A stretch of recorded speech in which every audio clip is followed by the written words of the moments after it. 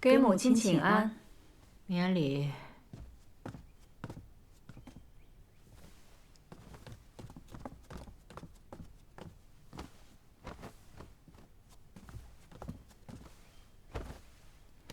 给祖母请安。请起。谢祖母。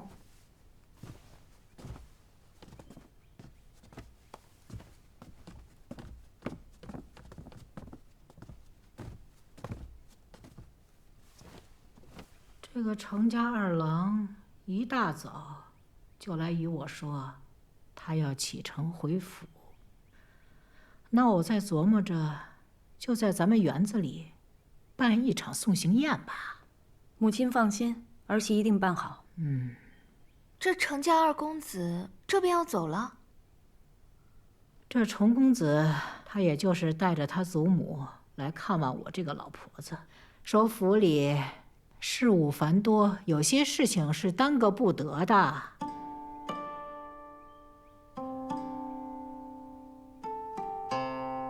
行了，我和海如有重要的事要说，你们回吧。我们先退下了。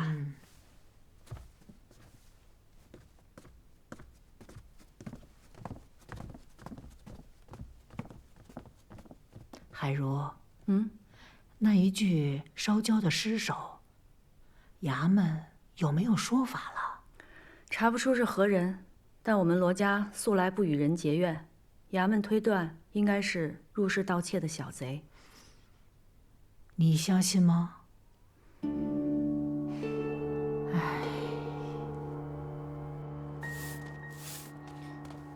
七姑娘，我们家公子近日身体有些不适，正在休息。身体不适？哎，七姑娘，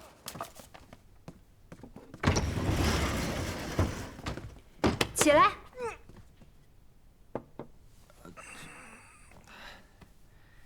怎么了，七妹？你们先出去。没事，出去。是。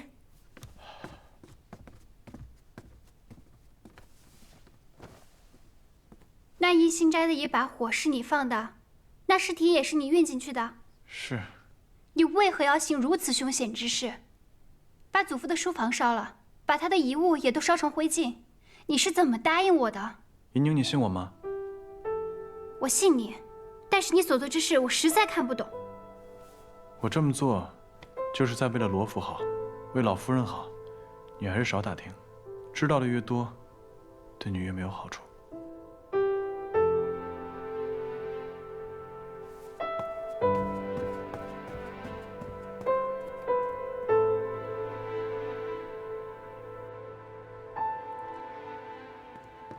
姑娘，看看谁来了。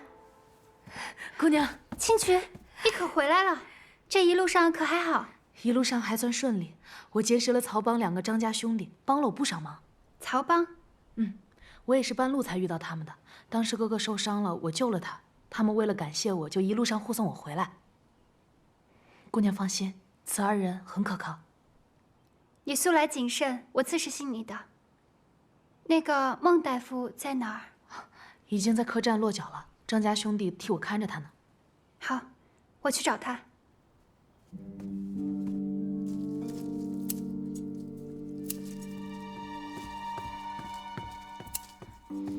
小娘，青渠回府了。他在海棠院逗留片刻后，七姑娘跟他一同离府了。让五爷跟紧了，这事儿务必办好。是。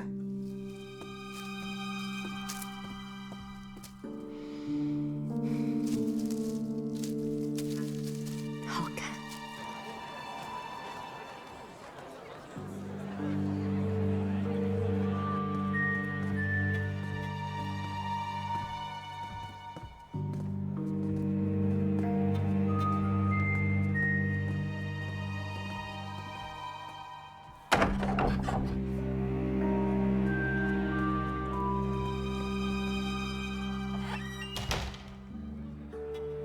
公子，那个乔武已经在楼下张望半天了，我要不去把他收拾了吧？给七姑娘稍微提个醒就行了，不要太露痕迹。其他的事情有张家兄弟在。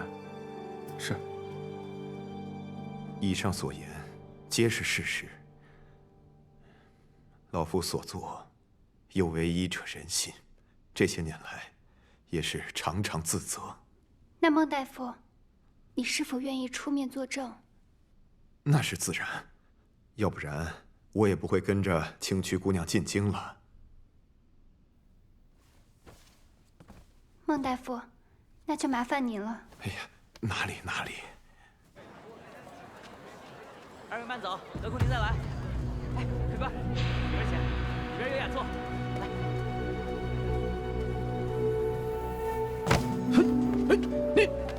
哎呦，这不是乔五爷吗？对不住，对不住啊！这小的这光顾着挑货没瞧路。您这是准备吃酒去啊？去，走路不长眼的东西！哎，二位慢走，得空您再来。滚！哎，他是不是想来劫人啊？要不要多找2个人来保护孟大夫？不用，不要让张家兄弟跟孟大夫跟得太紧。若是劫人，就一网打尽；若不是劫人，便看看他们有什么别的招数。走吧。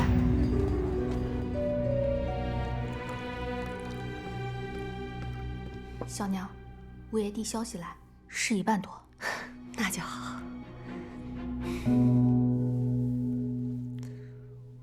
大姐姐身体总算是好些了，都能出来散步了。前几日我去见了你几次都没能见着，可把妹妹担心坏了。还要多谢吴妹妹的安神香，有心了。对姐姐有用就行。大姐姐可是为了程公子病的。吴妹妹，我就是偶感风寒，此事以后别再提了。其实大姐姐你也不用灰心丧气，兴许还有机会呢。程公子马上就要走了，此事以后别再提了吧。是我多嘴了。那是在做什么？林大娘子请了如今京城内最火的戏班子来助兴，程公子毕竟是贵客嘛，宴会也得热闹些。是啊，这府中好久没有这么热闹了。我们去瞧瞧，走吧。哎，这是什么？这罗带绣工不凡，尤其是这上面的兰花，绣法繁复，这可不是一般人能用的，怎么会丢在这儿呢？这七叶兰花。小生莲青见过2位姑娘。姑娘手中的罗带是对小生很重要之人所赠之物，请姑娘归还。你就是莲青？正是在下，还请这位姑娘归还。多谢。这莲青是谁啊？这莲青可是如今京城内最有名的杂剧伶人，她一出台，可谓是万人空巷呢。只是这么精致的罗带，怎么会是她的东西呢？大姐姐，这罗带我看着有点眼熟，好像见七妹妹用过。什么？这话可不能乱说。会不会是你看走眼了？也许吧。大姐姐说的是，兴许是我看错了。行了，此处人多嘴杂的，咱们还是快点走吧。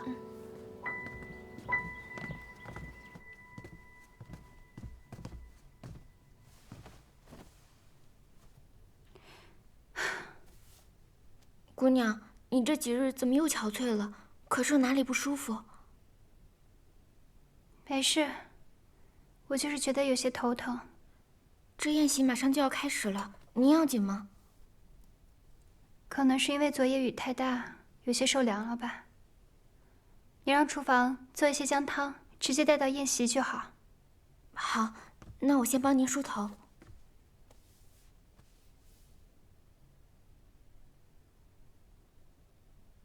松枝，你瞧什么呢？回姑娘的话，奴婢只是觉得奇怪，近几日三公子怎么没来院子里送花了？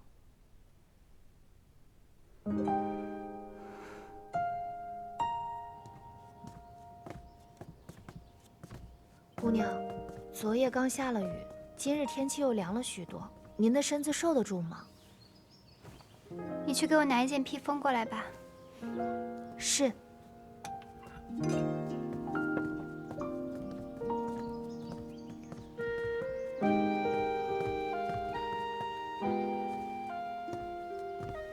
见过三哥。秦妹妹，今日天凉，还是要多穿一些。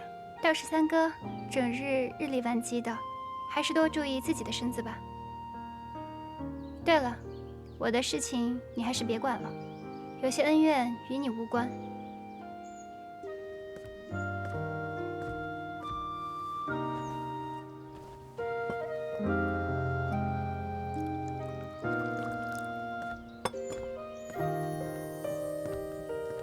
公子，七姑娘这话是什么意思啊？莫不是她已经知道了你在外面忙她的事儿？别多事儿。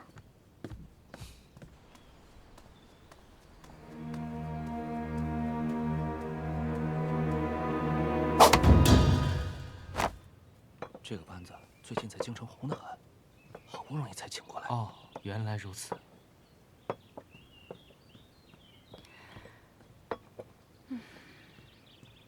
母亲，祖母什么时候来？我好饿呀！再等等吧。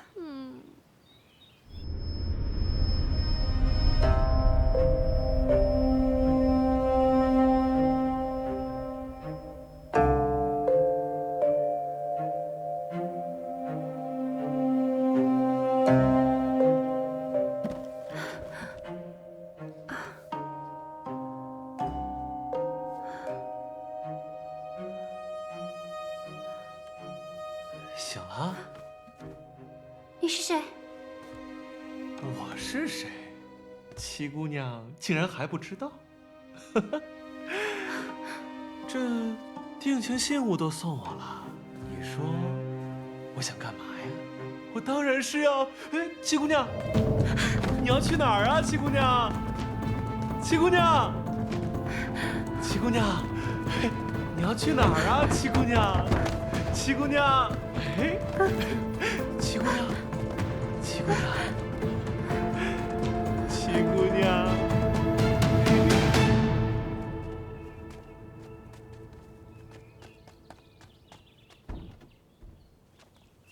哟，那边怎么有个丫头鬼鬼祟祟的？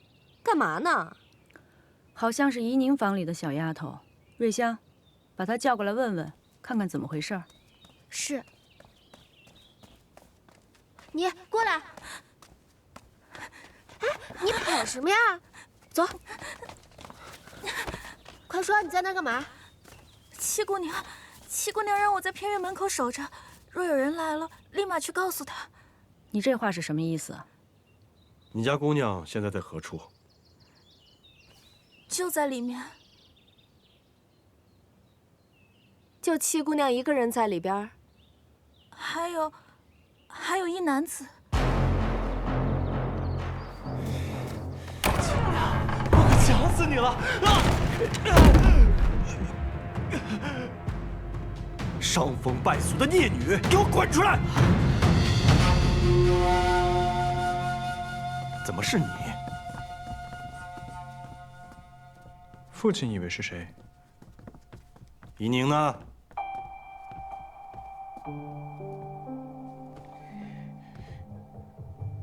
父亲，我在这儿。你找我？怡宁啊，你没事吧？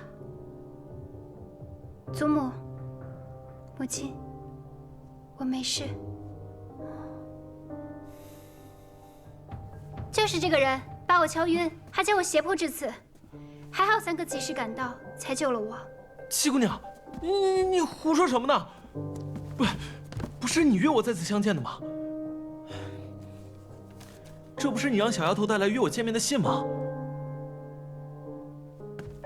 的确是七姑娘让我把信交给此人的。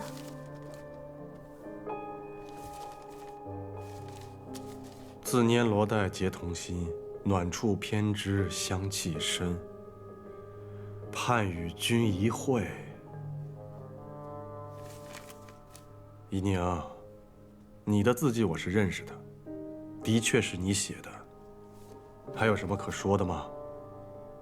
父亲，字迹可能是模仿的。再说了，这小丫头虽然是我院子里的，但并非跟前儿的。这么私密的事情，我怎么可能交予她呢？对啊，贴身丫鬟应该是雪芝。姑娘，不是你说怕雪芝姐姐出面太过显眼，所以让一个衍生的丫头来办吗？哦，对了，还有，这是你我相识时你送我的信物，我一直贴身带着呢。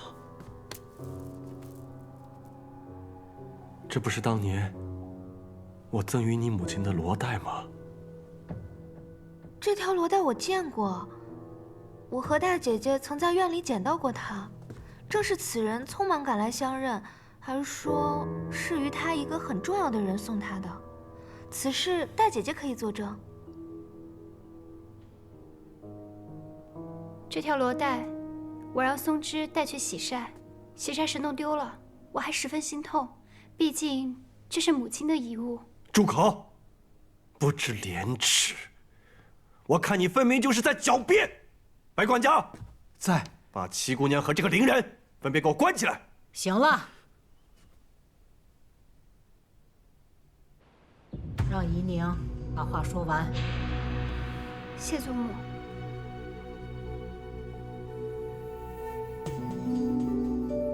我何时赠予你这罗带？远景阁那日，有贼人生乱，你迷了路，是我救了你。你是如何救我的？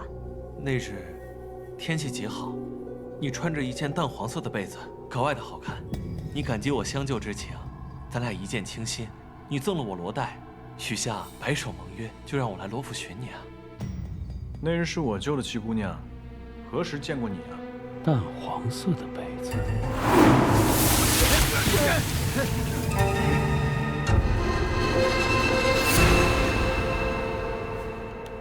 三公子就不必再替我们遮掩了。那是第二天早上我们遇见了你，七姑娘说你是她三哥，凡事呢都要替她遮掩。但如今我与七姑娘之情，就不必再隐藏了吧。七姑娘，你要相信我，我定不会负你的。母亲，家门不幸，我打死你！住手！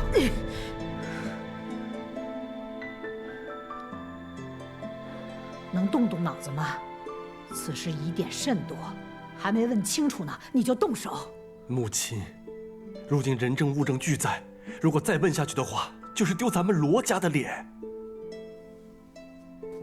你说你在远景阁何处救的他？当日那么乱，你又是如何脱身的？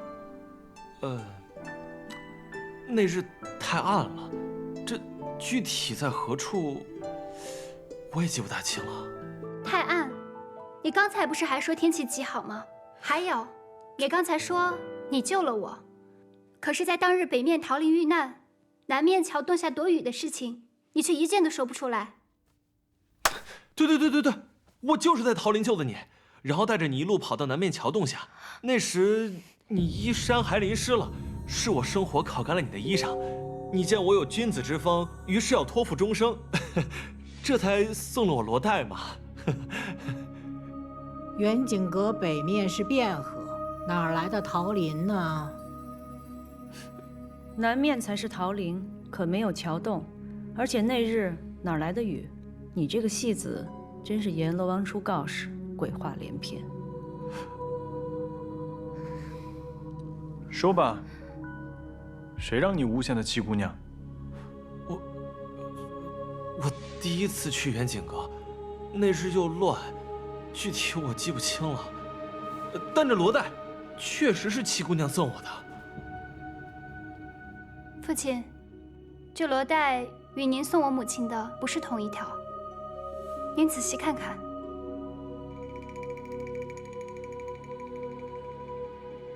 当年我定制了2条，为的是妻妾之别。送给你母亲的是7叶兰花，送给月蝉的是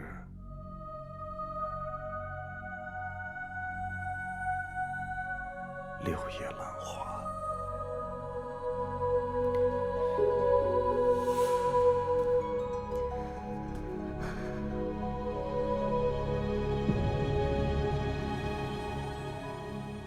这是我的罗带？不可能，这怎么可能是我的呢？这一定是有人偷了妾身的罗带啊！老爷，你一定要替妾身做主。妾身本以为有人陷害七姑娘，这倒好啊，都怀疑到妾身头上来了。是啊，弟弟，我那日和大姐姐看到了，就是七叶兰花。大姐姐还说这兰花绣得精巧，不信你请大姐姐来一问便知。白管家，在。去请大姑娘过来，然后跟陈公子说，就说。还能说什么？你还能说什么？就说我又病了，宴席往后推，望其海涵吧。是。是。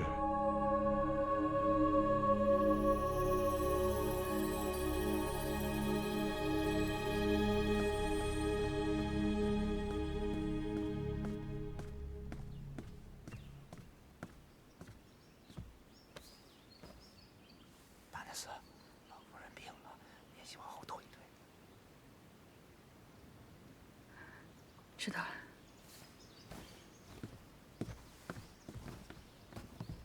程公子，老夫人突然病倒了，这宴席恐怕要改日了，真是对不住。老夫人病得可要紧，我去看看吧。不劳烦程公子了，现在老夫人的院子里全是人，我也得赶快去伺候着。既是如此，那我也不便多叨扰。今日我就离府，烦请陈大娘子替我转达。多谢程公子。秀儿，你跟山哥快回院子去吧。啊，我也想去。哦，坐吧。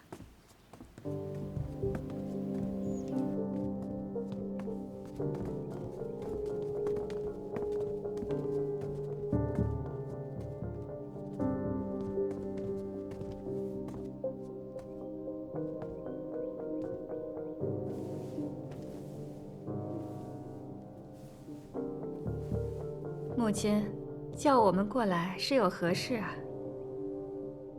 我有些话要问一玉。大姐姐，你可还记得前几日我们在院里散步的时候，曾捡到过一条罗带，随后便还给了那莲青？记得。当时我们还讨论过上面绣的兰花，大姐姐应记得，是一朵七叶兰花。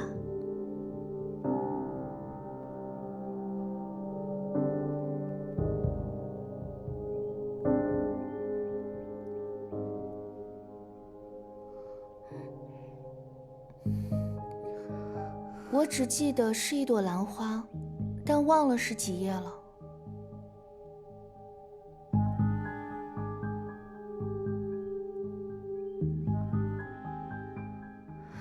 官人，妾身真的是冤枉的，我真的不认识这伶人。这怎么可能的？那信上的诗呢？的确是七妹妹的字迹，这又如何解释？行了，都先各自回自己的院子，没有我的允许，不许出来。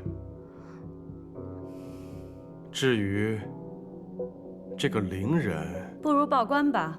啊，让府衙的人用刑审问，还怕他不说实话吗？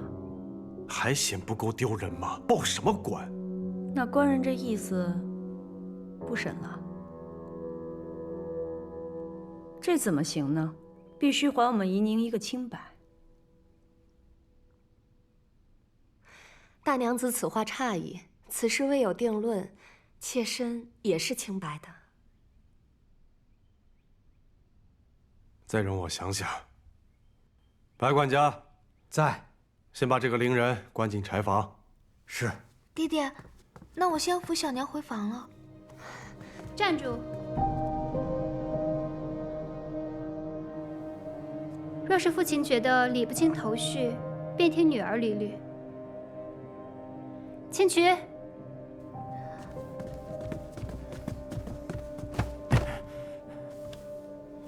父亲，这位就是陈四，乔五爷的手下，也是之前在木溪堂服侍过的吕妈妈的儿子。那天在远景阁，就是他持刀追我的。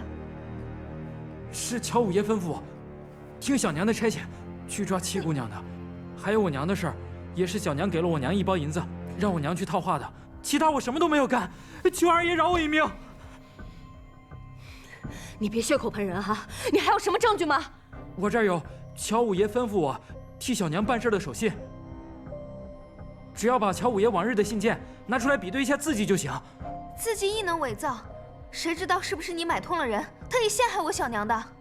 我姐姐这时候知道自己是可以伪造的了。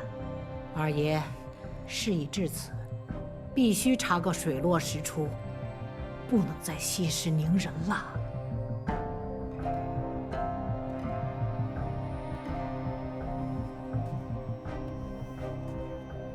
但凭母亲吩咐。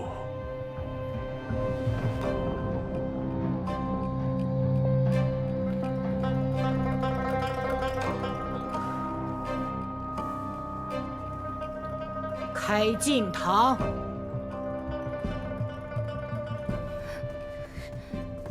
母亲，那我也先带宜玉回去了。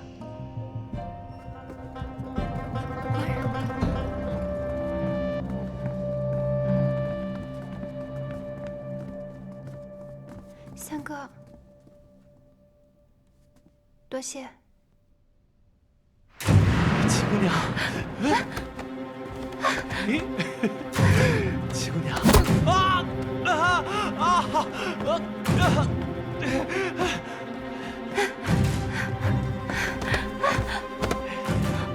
七姑娘，七姑娘，你去哪儿了？七姑娘，干什么？七姑娘，我要换罗台。七姑娘，七姑娘，七姑娘，哎，七姑娘，你喜欢玩这个呀？七姑娘，七姑娘，七姑娘，七姑娘，摸到你的手了，七姑娘。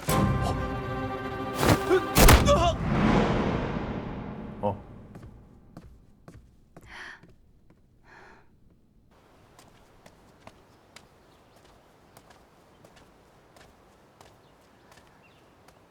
母亲，女儿不是有意要……玉儿，这件事情你做得很好。二房那些鸡飞狗跳的事，我们大房尽量不去掺和。你不愧是我最乖巧懂事的孩子，果然没有让我失望。是，女儿谨记母亲的教诲。你是说，那个像花匠一样的罗三公子，有可能是远景阁和舅舅对阵之人？远景阁那晚正巧出现一男一女，而那女子的确穿着一件淡黄色的衣服。此事，先回去和舅舅禀报了再说。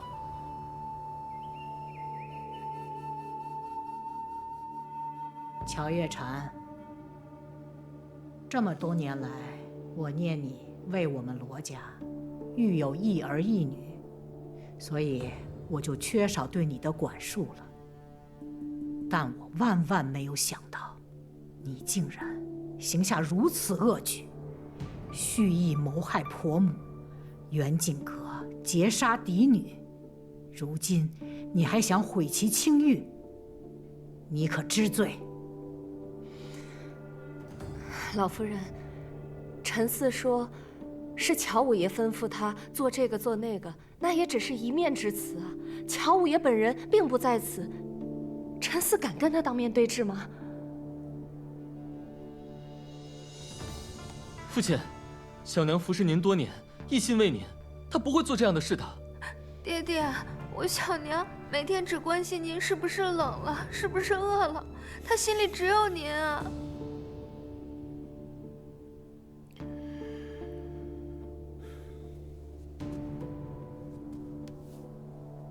母亲，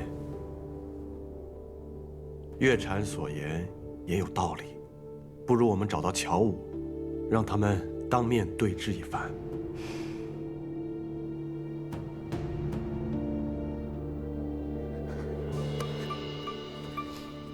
月禅，你。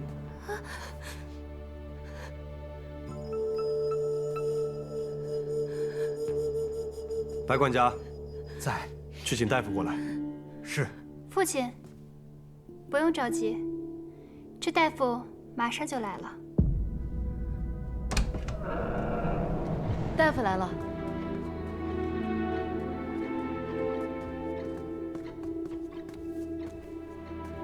陈大夫。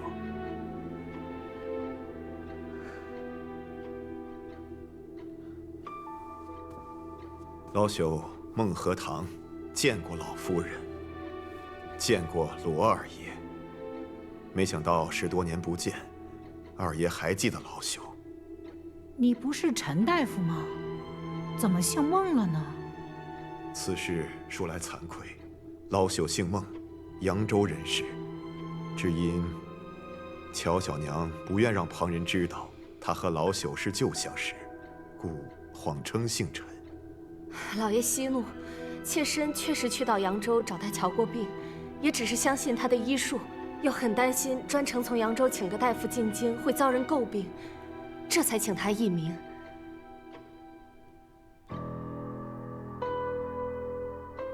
老朽几次进京，曾先后为乔小娘保下了2胎，但有一胎，奈何乔小娘心事过重，伤及了胎儿。老朽虽尽了全力，还是功亏一篑。乔小娘为了不让老朽说出此事，亲自买了宅子，赠予老朽。老朽一时迷了心窍，便照他吩咐所说，滑胎是七姑娘所做，老朽对不住七姑娘。乔月禅呐，乔月禅，你自己保不住你的孩子，居然嫁祸于人，嫁祸于一个小姑娘，居心何其毒也！可怜的怡宁，因为此事被赶去了别院，一去就去了10多年，这些都是拜你所赐。你这是诬陷，你就是诬陷！你说我送你宅子，你有何证据？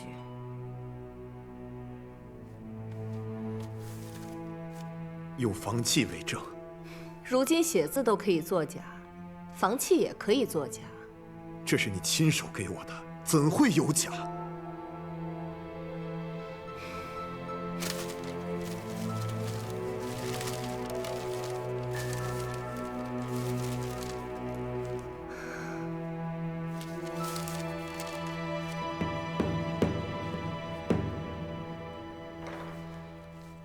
房契上写的是庚子年的4月初5，那日莲儿生了场大病，我去寺庙如素祈福，官人担心我腹中的孩子，亲自陪我去的寺庙。我记起来了，那天是立夏，正好是4月初5。你还说过，若孩子出生可取夏字为名。幸好你记得，否则我还真成了有罪之人。只可惜啊，这作假之人还让我分身去取了房契，亲手送给了孟和堂。这些话是七姑娘让我说的，那宅子也是她送给我的，让我编排当年的旧事，来陷害乔小娘。七姑娘真是有手段。你这是要把我置于死地呀！枉我当初对你视如己出，比对莲儿都好，你为什么要陷害我？孟大夫，一个人不管做错了什么事情，都不应该祸及家人。你还准备这么错下去吗？七姑娘，你不但找了人，你还要找他的家人去威胁他吗？收买。威胁、利用，这不就是你乔小娘最惯用的手段吗？请取。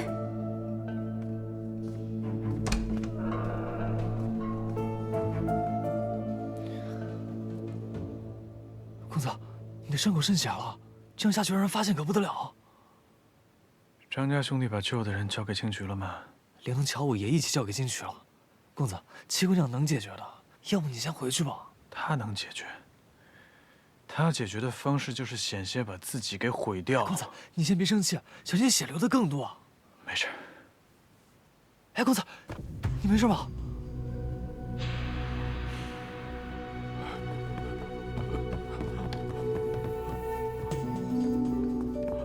姐，你别怪我，这件事情瞒不住了，我全都招了。二爷，老夫人，我知道错了，饶了我吧，饶了我吧，我错了。老夫人，此人是乔五爷，受了乔小娘的指使，抓了孟大夫。后来孟大夫被我接走了，他便抓了孟大夫在老家的妻女。孟大夫回京以后，他伺机接近威胁，让孟大夫反过来诬陷我家七姑娘。我这里有乔五爷的罪状，还有乔小娘指使乔五爷做事的亲笔信。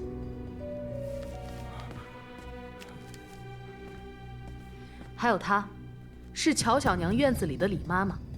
当年乔小娘栽赃嫁祸之时，她亦可以作证。李妈妈，你不是告病回乡了吗？大娘子，因为老奴知道乔小娘当年对七姑娘还有顾大娘子所做的恶事，她怕老奴离开她的院子之后说漏嘴，于是威逼着老奴离开，又在半路想加害于老奴。幸得请曲姑娘相救，快走！老奴愿作证。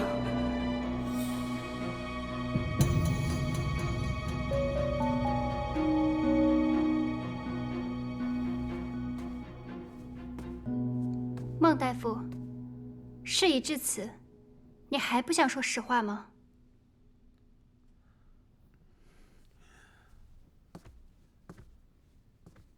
当年，乔小娘曾向老朽要过一本医典，上头有个方子，可以致人产生滑胎之象，而不会真正的伤害胎儿。老朽也是后来在药渣当中知晓此事的。可当时顾大娘子已然离府，老朽也不便再多言。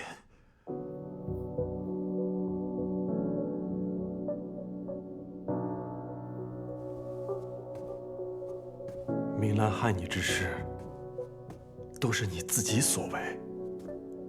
老朽说，乔小娘这一胎本已保不住，他就用这个来陷害七姑娘，也是真的。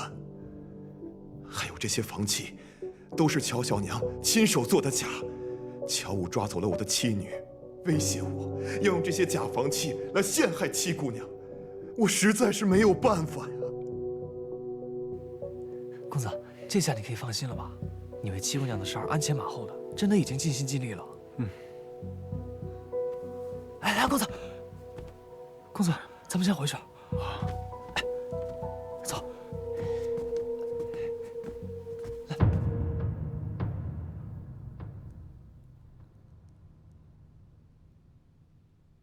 罗姨娘，当你进府第一天，这一幕就是你盼着的。你如愿以偿了。乔小娘，这句话应该是我问你吧？自打我回府以来，你就一直算计，却没想到搬起石头砸了自己的脚。我哪算得过你？仗着罗家嫡女的身份，作威作福，那也比不上小娘心思歹毒。先是害了我母亲，如今又想害我。今天的这一切，都是因为你咎由自取。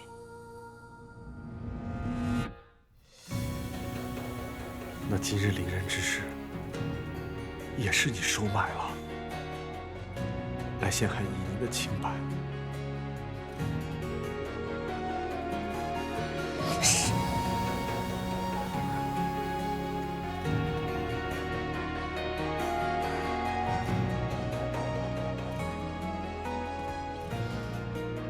月禅，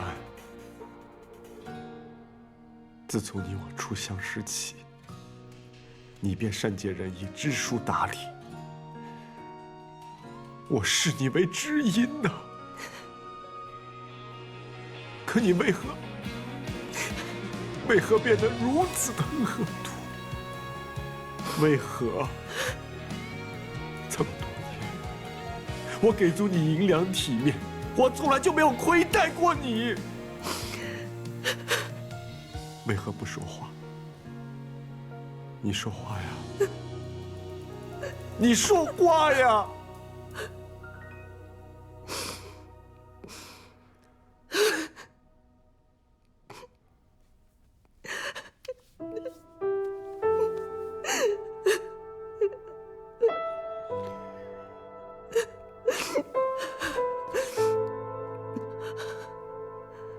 我现在还说什么？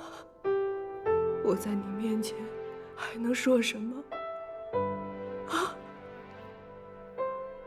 当年你许我的大娘子啊，你娶了顾明兰，我都不知道我哪一点比不上她。是不是只因为我是一个庶女？你告诉我，我到现在都没有弄明白。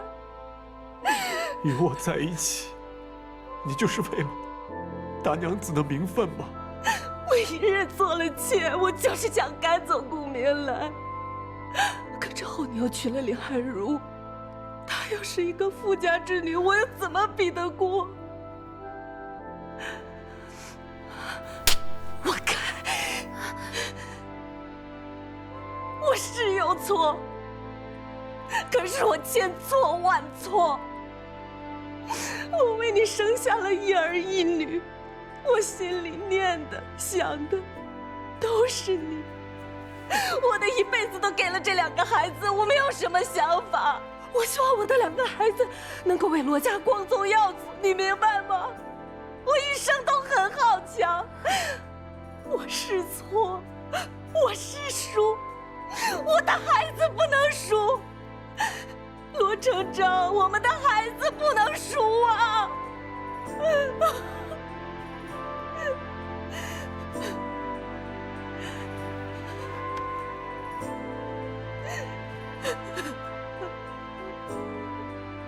你错了，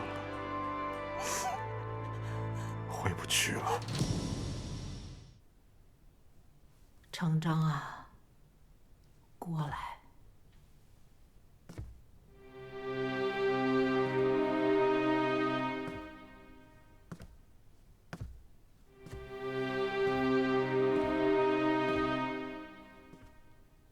当着老祖宗的牌位，这件事应该有个了断了。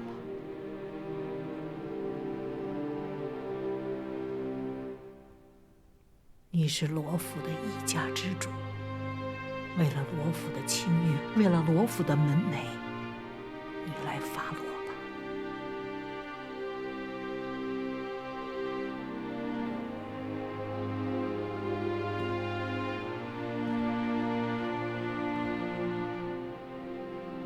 来人，把乔月禅给我拖下去，杖责50，赶去田庄。爹爹不要啊！小娘身子弱，不愿替小娘受这50杖，求父亲饶了小娘。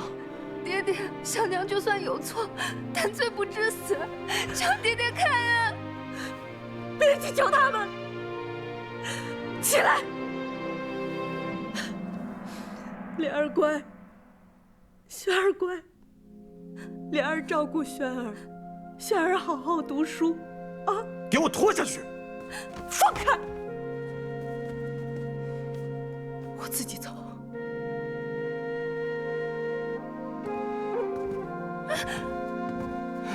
娘，小娘。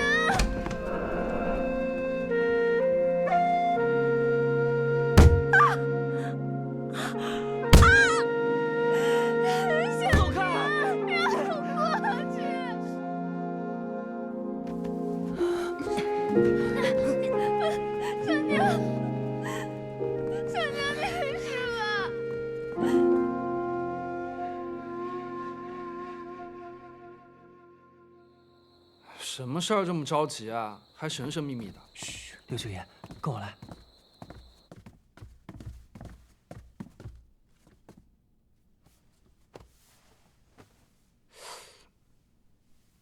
他这伤怎么弄的？六舅爷，听说你最会古道药了，有没有什么好用的伤药啊？现成的伤药我也没有啊。你需要什么药告诉我，我去抓。就算找到了药材，制药也需要花时间啊。那你好歹想办法先让我们家公子醒过来啊！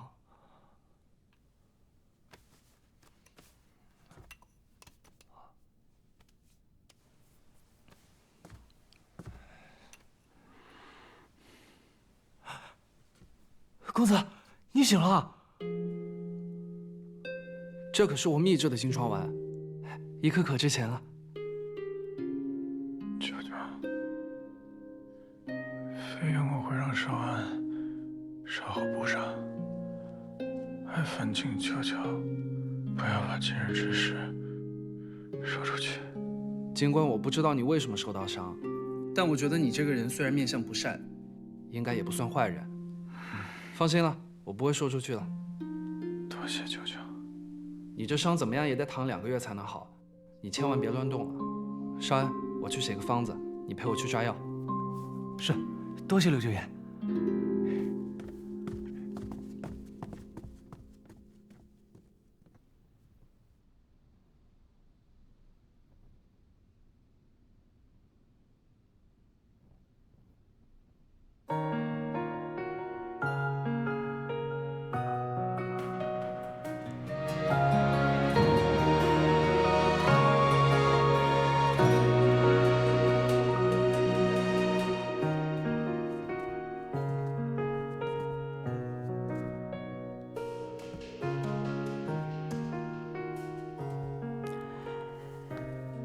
祖母，在你母亲的灵位前跪下。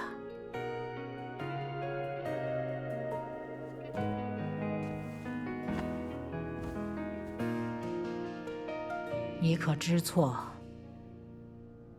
祖母，我知道今日所行之事极为凶险，可是莹莹不觉得自己做错了。乔小娘陷害我母亲，毁其声誉，杀人诛心，我揭穿她，何错之有？既然你不知道自己错在哪里，那就一直在你母亲灵位前跪着，直到自己想明白了再来回我。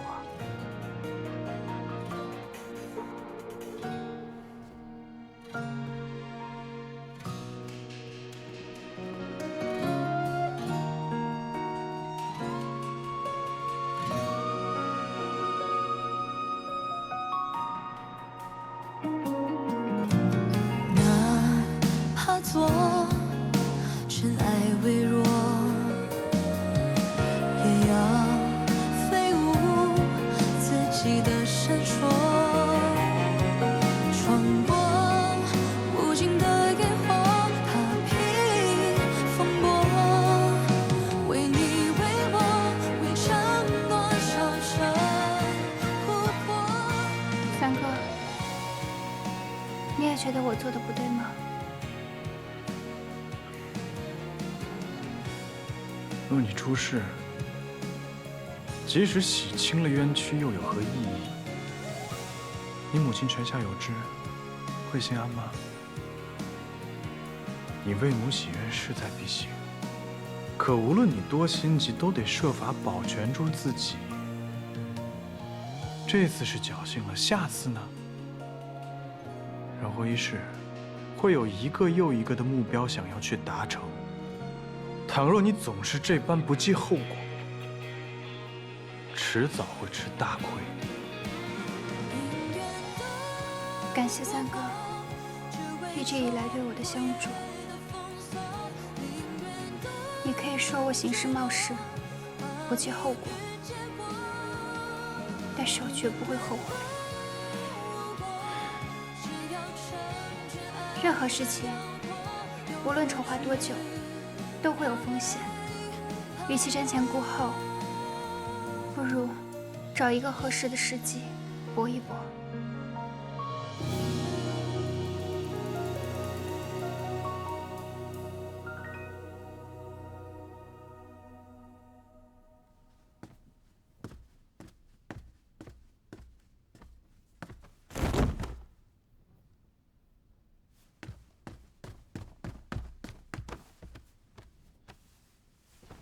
芸娘，芸娘。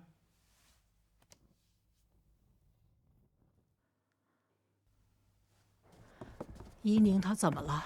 回老夫人，姑娘她又发高热了。那还不快去请大夫？大娘子，松枝已经去请了。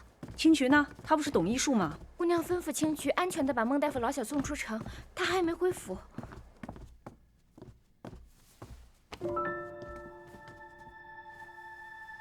老夫人，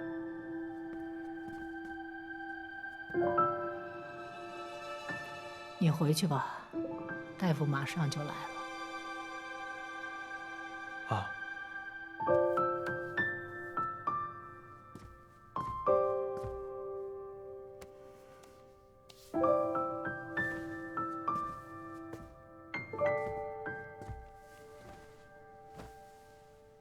孩子呀，你怎么这么倔呢？你看看，你都烧成这样了，也不肯求个饶，祖母真为你担心啊。李大夫，这边。哦，好。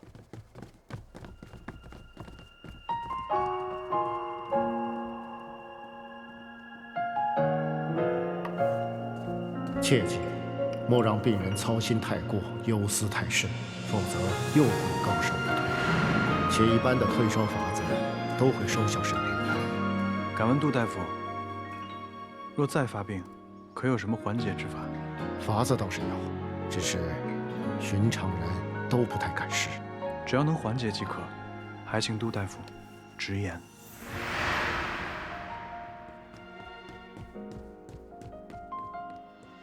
你们家姑娘怎么样了？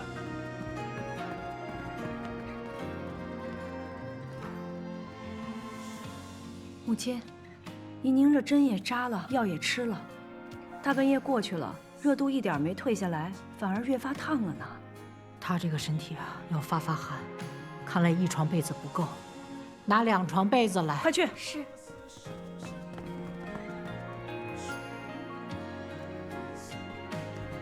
给我。不能干！让开，让开！哎，你要干嘛呀？沈远，你给我出去！你去拿冰和酒来，越烈的酒越好，快去！不是，你这是要干什么呀，沈远？万万不可的，他得了风寒，不能在雪上加霜了。难不成你要害他吗？我要是要害他，我让他在经堂跪着就好了，我把他抱回来干什么呢？这不行。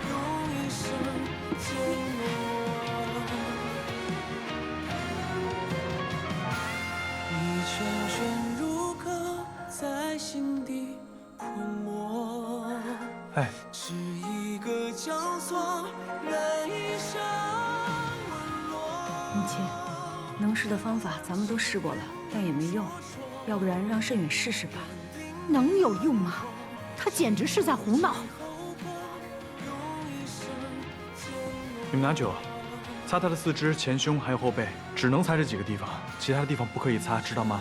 快！不行！你这简直要害他！老夫人，您就信我一回行吗？他要是有任何的差池，我把我的命赔上。母亲，让慎远试试吧。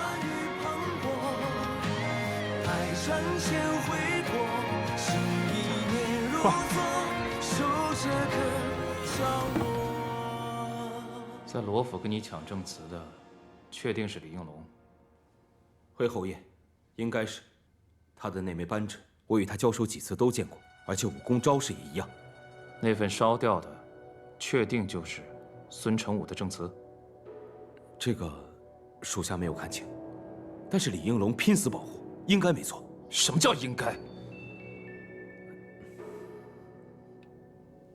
什么都应该。不过，这倒让我觉得蹊跷了。李应龙这样一个沿海船队的人，像丧家之犬一样逃到京城，怎么会那么快就摸清了罗府的门路？舅舅怀疑这是故意掩人耳目，可是罗老夫人痛心罗老太爷，还有没有什么其他可疑之人？侯爷，远景阁那日，罗家七姑娘被人追杀，当时七姑娘穿着一件淡黄色的被子，属下记得，黑衣人劫走的女子也穿着一件淡黄色的被子。那七姑娘还说，当时救她的是罗家三公子，那这个罗三公子很有可能跟黑衣人是一伙的。罗三公子，这样，你赶紧带人下去，查清楚那日此二人的行踪。是。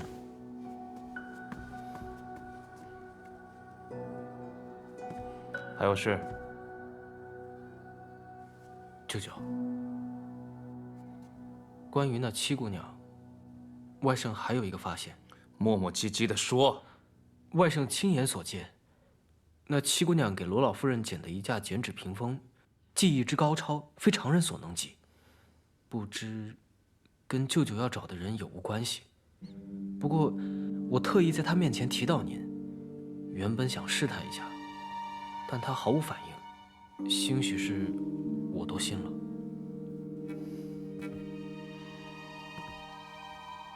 不管她跟梅梅有没有关系，这七姑娘绝对不是什么简单的角色。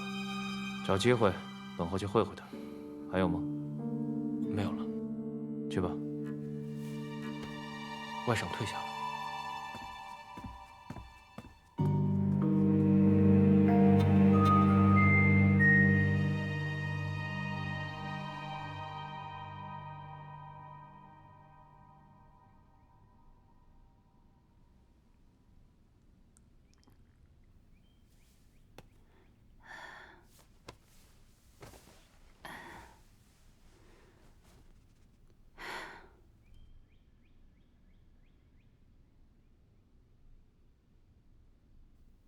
姑娘，你醒了。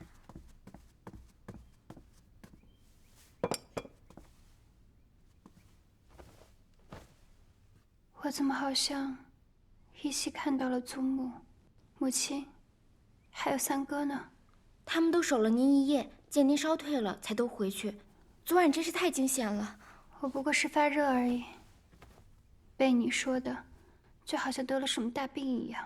您虽然只是发热，但怎么吃药扎针都不见效，还是三公子用冰镇的法子帮您退烧的。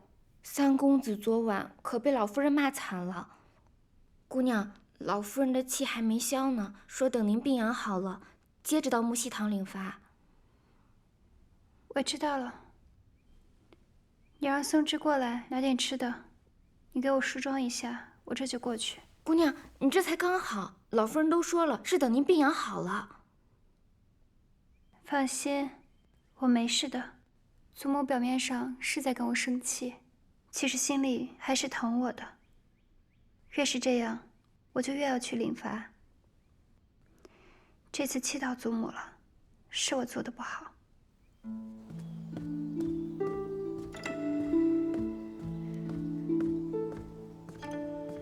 老夫人，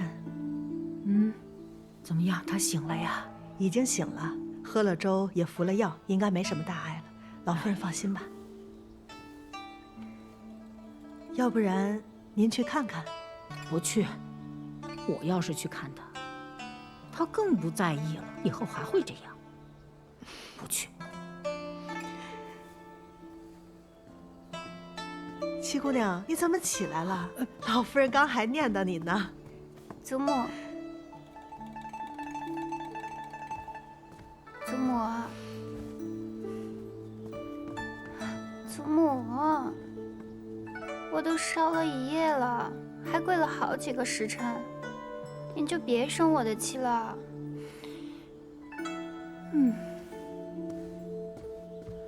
祖母，祖母，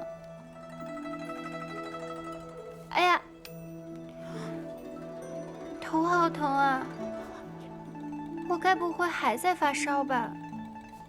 我这要把脑袋烧坏了，可怎么办啊？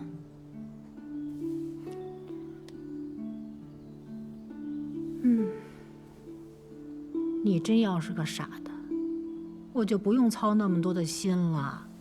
我才不傻呢，我是祖母的开心果，怎么能傻呢？你只要不气我，你就是对我的孝顺。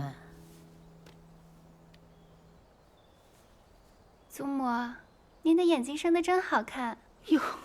我定是随了祖母，才长得这么好。你这是在夸我呢，还是夸你自己呢？我刚才都闭着眼睛呢。就是闭着眼睛，祖母的心可比谁都亮堂呢。这心眼可通天。哦，我的心眼还能通天呐！哎呀，孩子啊，你这么讨好，也哄骗不了我。你跟我说，你这病刚刚好了，怎么就下床了呢？祖母，莹莹知道错了，莹莹是过来给您赔不是的。说错在哪儿？错在不该让祖母担心。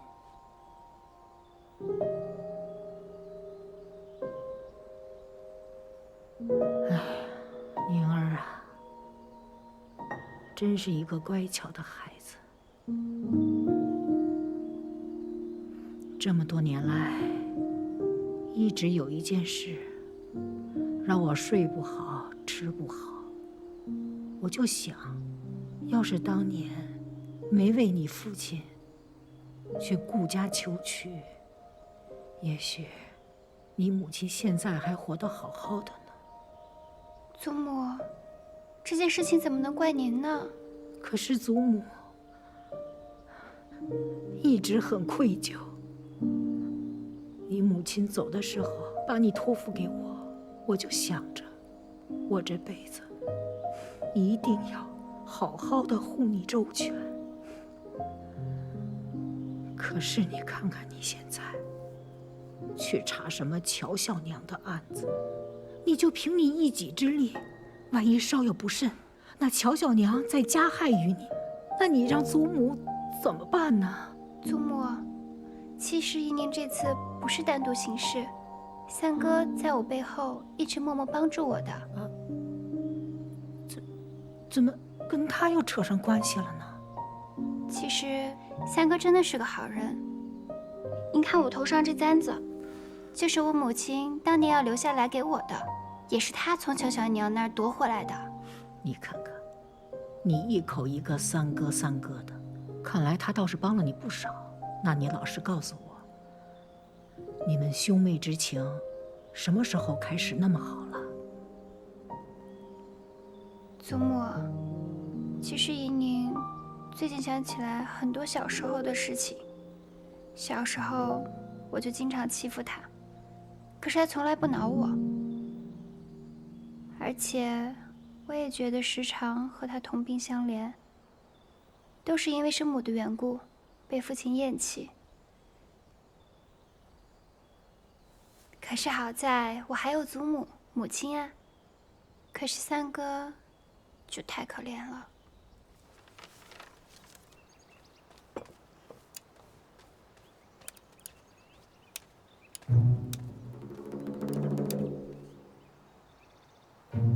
拿走吧。大娘子，前2箱已经点完了。把那2箱衣服和鞋子给他拿到屋里去。是，这2箱搬走吧。是。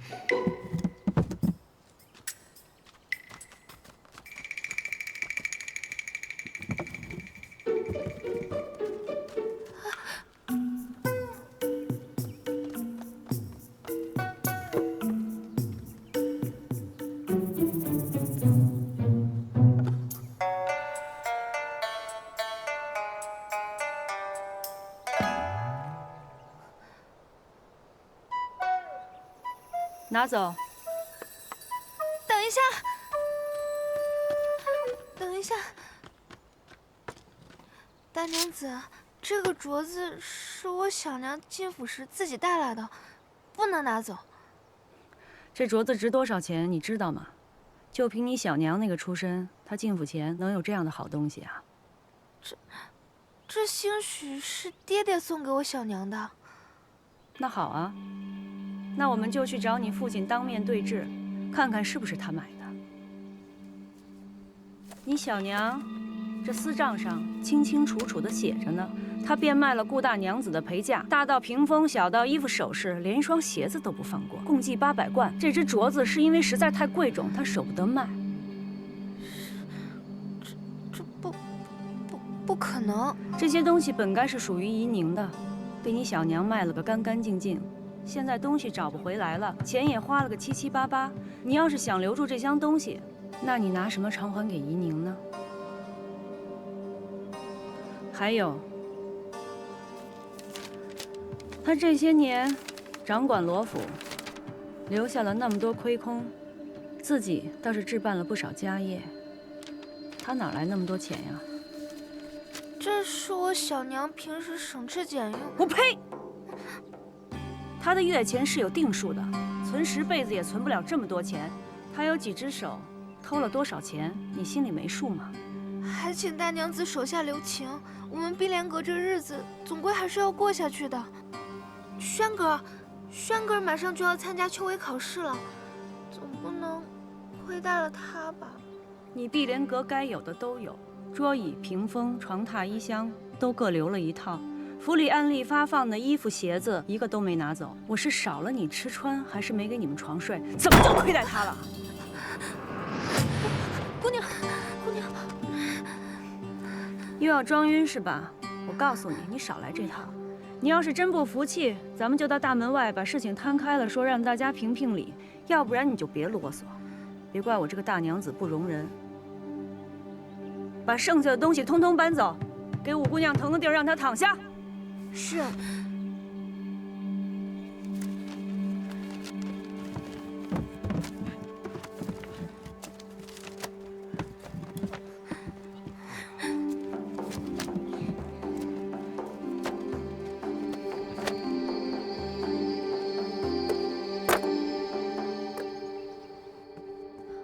姑娘，您别太伤心了，二爷也许只是还在气头上，他平日里最疼您了。也许过2天就好了。你不懂，这次真的不一样了。爹爹竟然让我好好听林大娘子的教诲，他以前都不是这样的，以后可怎么办呀？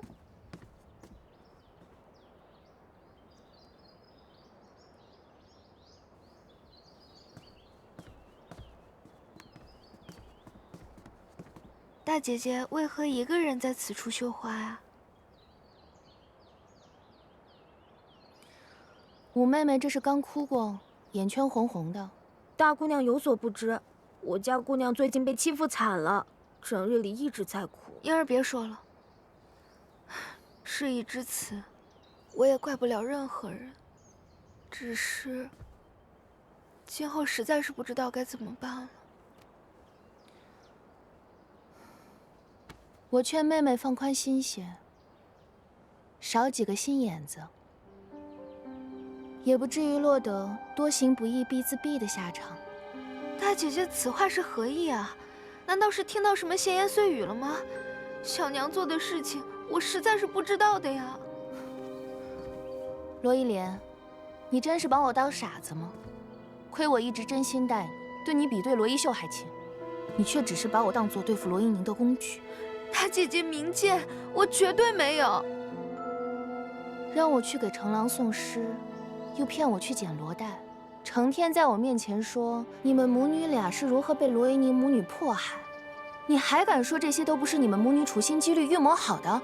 我不过是看你钟情于成郎，七妹妹仗着祖母疼爱与你争抢，实在看不下去了才帮你出的主意。至于那条罗带，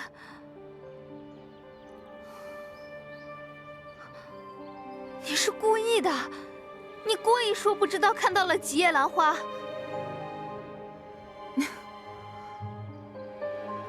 我可不像你，一心只想着害人。我的确不记得当日是几叶兰花。怎么？你不继续扮你的楚楚可怜了？哼！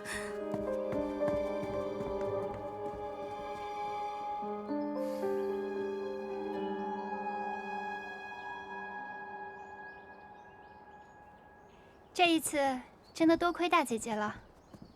你别误会，我无意掺和你们二房的事，我只不过是把自己知道的事情说出来罢了。那姐姐悄悄让人给我塞纸条，提醒我罗带的事情，又怎么解释啊？大姐姐的字我还是认得的。行了，上次你替我遮掩花苞之事，这次就当我还你人情。我们俩之间就算是扯平了，这事以后不许再提。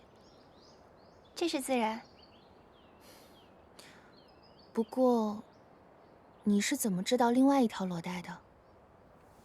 那日走水的时候，我趁乱去了趟碧莲阁瞧了瞧。大姐姐定是觉得我心思多，吃亏吃多了，自然会多想一些。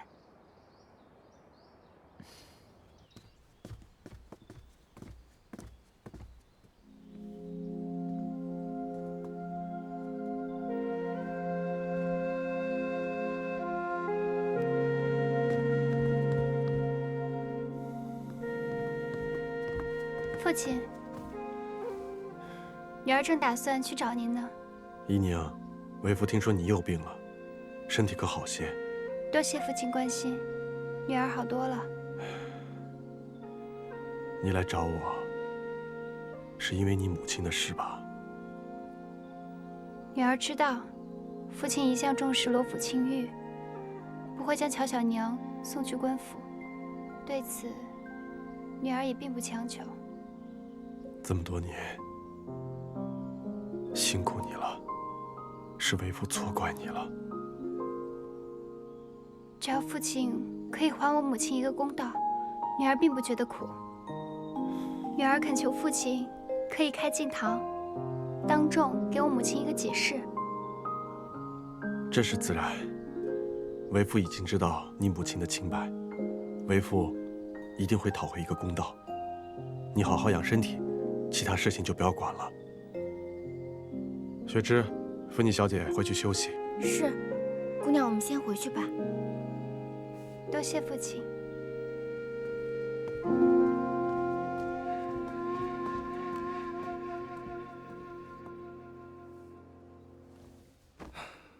别让他着凉了。是。六舅爷，要不我们还是回即墨轩去疗伤吧？你放心吧，我大姐在账房整理碧莲阁的账，那恨不得天天住那儿，不到熄灯是不会回来的。你们就放心在我这儿治，我方便取药。好。倒是你呀，你是不是又没好好养伤啊？这伤口明明都快愈合了，又要崩了。啊，这是我搬了个盆栽就裂开了。不是我说你，你别自己整天整得像个花匠一样。你要是不想留下病根，就得静养。嗯，好的好的。亲兄弟，明算账。呀。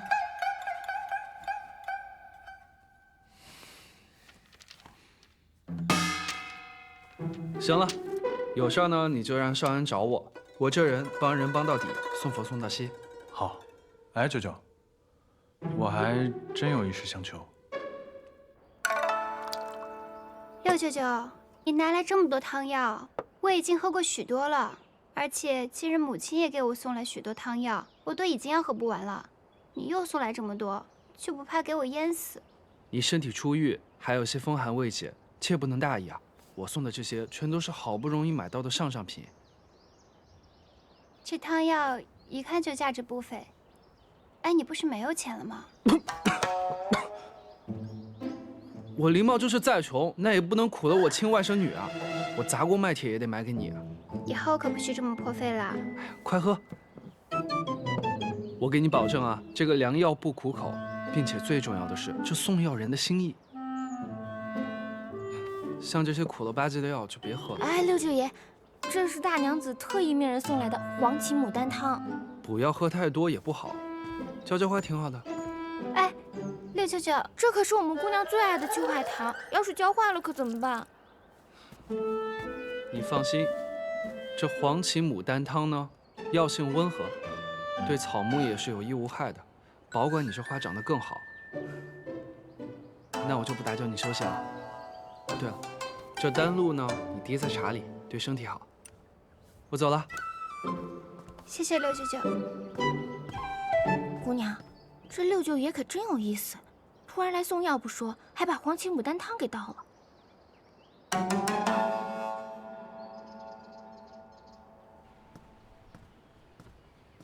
这三外甥送个药还躲躲藏藏的，这俩人该不会真闹别扭了？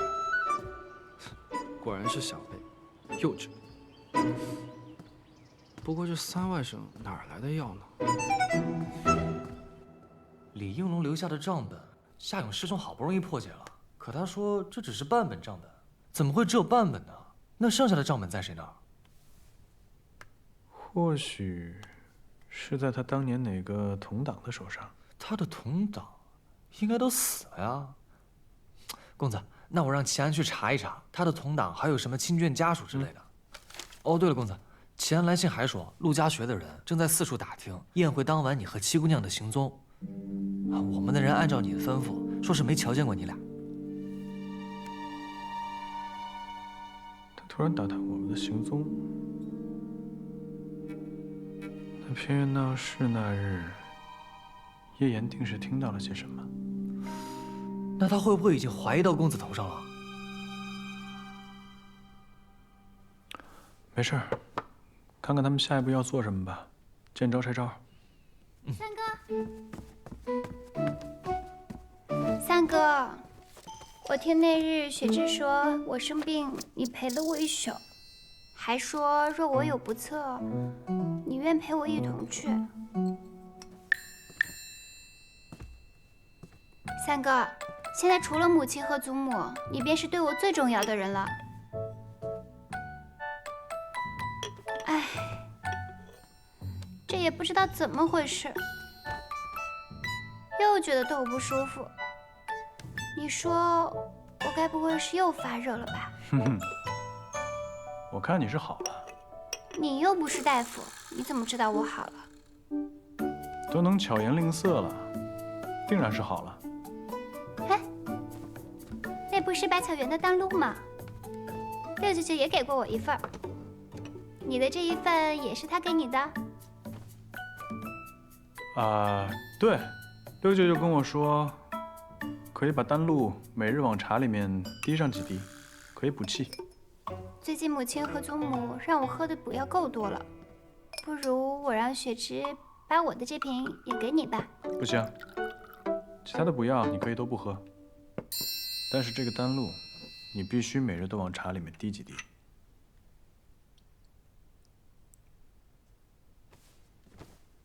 三哥，你是不是不会再生我的气了？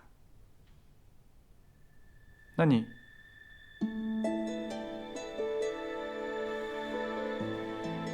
先答应我，以后不许再以身犯险了。好，我答应你，我保证，以后不管我做任何事情，我都会先保护好自己的。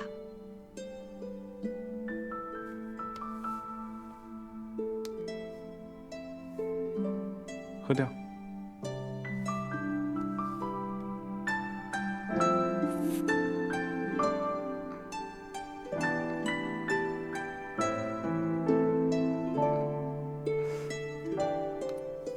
放回去。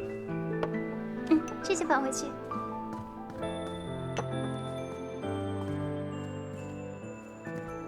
三哥，这龙涎香这么珍贵，你是哪里来的这么多银子？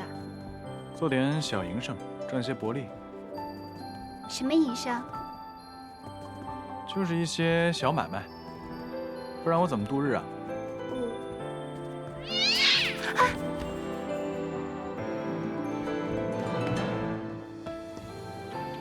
什么东西？公子不必担心，是只小猫。哦。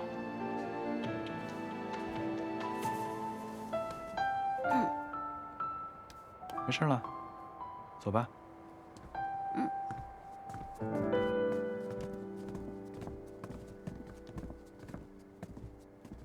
母亲，母亲，你什么时候来的？前几日我去采福院给您请安，您都不在。坐吧。您等久了吧？我应该让亲去给您捎个信儿去的。没事儿，这些天呢，我竟在盘点碧莲阁的东西，查出了不少乔小娘的私账，可算是查完了。正好等你的功夫，喝口茶歇歇。大娘子，怡宁，这些全是乔小娘当年私下变卖顾大娘子的陪嫁得来的。我想办法全部都寻过了，可惜时间太久，就换回来这几套首饰。他用变卖的钱置办了些产业，我都处理了，换回这些钱，你先收着。多谢母亲，时隔多年能找回这么多东西，一定费了很多周折。傻孩子，我能做的也只有这些。说到底，这些物件也只是个念想。顾大娘子真正希望的是你要过得好。行了，把东西交给你，我就安心了。我要回去让你父亲看看这些私账，让他知道他看中的乔小娘这些年都干了哪些好事儿。想必这些事情父亲也是知道的，只是睁只眼闭只眼罢了。母亲，我送送您吧。不用了。慎远，府里在做新衣，我让人给你送了几套，你回去试试。如果不合身，就过来跟我说，缺什么了，想要什么就告诉我。你是个好孩子。谢谢大娘子。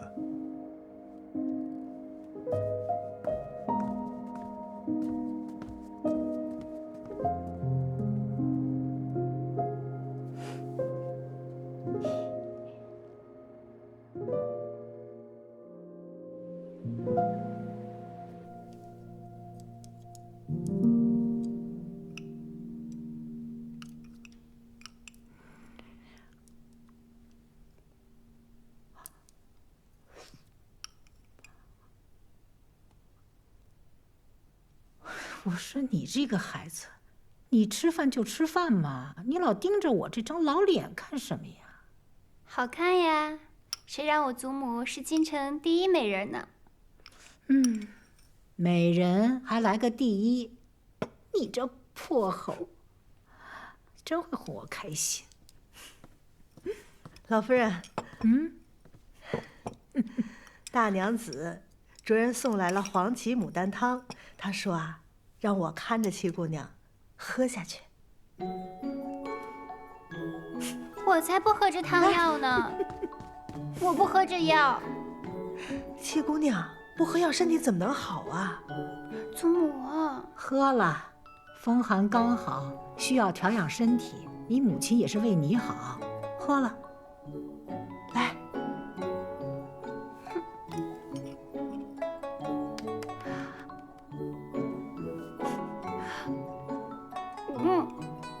太苦了。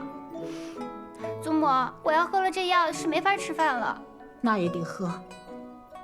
哎，您看那边。哎，老夫人，这……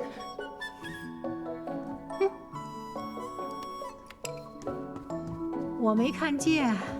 你母亲问起来，我什么都不知道，不关我的事，我没看见啊。薛妈妈，你也什么都没看见。